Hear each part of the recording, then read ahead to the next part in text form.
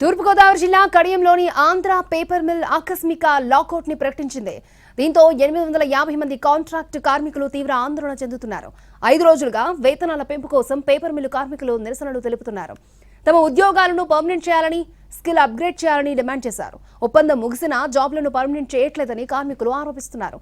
చర్చలు లేకుండానే Andhra paper mill Kadiyam unit lockout ని ప్రకటించిందని మండిపడుతున్నారు ఉద్యోగులు.